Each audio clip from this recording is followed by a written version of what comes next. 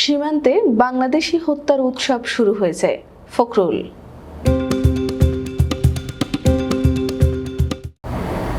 সীমান্তে বাংলাদেশি হত্যার উৎসব শুরু হয়েছে বলে মন্তব্য করেছেন বিএনপি মহাসচিব মির্জা ফখরুল ইসলাম আলমগীর। শনিবার এক বিবৃতিতে তিনি এ মন্তব্য করেন। শুক্রবার বিকেলে লালমনিরহাটের হাতীবান্ধায় বাংলাদেশ সীমান্তে ঢুকে ভারতীয় সীমান্ত বাহিনী বিএসএফ এর গুলিতে আলতাফ হোসেন নামে একজন কৃষকের ওপর গুলি চালায় বিএসএফ। তাকে উদ্ধার করে রংপুর মেডিকেল কলেজ হাসপাতালে ভর্তি করা হয়েছে।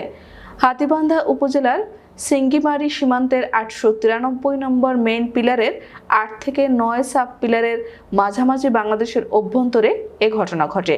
তিনি ওই এলাকার বাচ্চু শেখের ছেলে।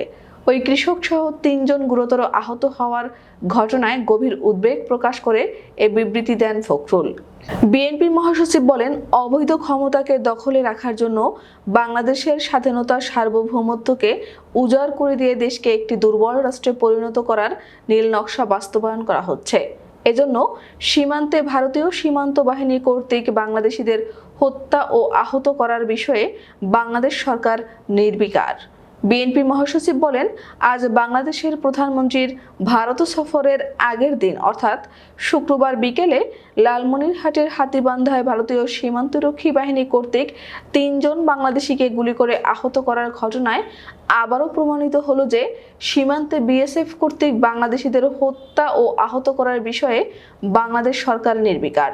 সে কারণেই সীমান্তে বাংলাদেশি হত্যার যেন উৎসব শুরু হয়েছে। সম্প্রতি ভারতীয় সীমান্তরক্ষী বাহিনী বাংলাদেশের অভ্যন্তরে প্রবেশ করে নারীদের উপরও গুলি চালিয়েছে। মির্জা ফখরুল বলেন, দীর্ঘদিন ধরে সীমান্তে বাংলাদেশিদের ধরে নিয়ে গিয়ে নির্যাতন এবং হত্যা ও আহত করার ধারাবাহিকতা এখন পর্যন্ত পুরোদমে চলছে। অথচ বাংলাদেশ সরকার নতজানু নীতির কারণেই সীমান্তে বাংলাদেশি জনগণের জানমালের নিরাপত্তার তোয়াক্কা করে না। শুধুমাত্র অবৈধ ক্ষমতাকে দখলে রাখার জন্য বাংলাদেশের স্বাধীনতা সার্বভৌমত্বকে উজাড় করে দিয়ে দেশকে একটি দুর্বল রাষ্ট্রে পরিণত করার নীল নকশা বাস্তবায়ন করা হচ্ছে। জনগণের অবাধ ও সুষ্ঠু নির্বাচনের মাধ্যমে জনগণের সরকার প্রতিষ্ঠা হলেই কেবলমাত্র দেশ ও মানুষের নিরাপত্তা নিশ্চিত করা সম্ভব হবে। ফখরুল বলেন, শুক্রবার লালমনিরহাটের হাতীবান্ধায় বিএসএফ কর্তৃক একজন কৃষক সহ 2 জন বাংলাদেশিকে গুলি করে গুরুতর আহত করার ঘটনায় আমি তীব্র নিন্দা ও প্রতিবাদ জানাচ্ছি এবং অবিলম্বে এ ধরনের নির্মমতা বন্ধ করার জন্য আবারও জোরালো আহ্বান জানাচ্ছি। পাশাপাশি আহতদের আশু সুস্থতা কামনা করেন তিনি।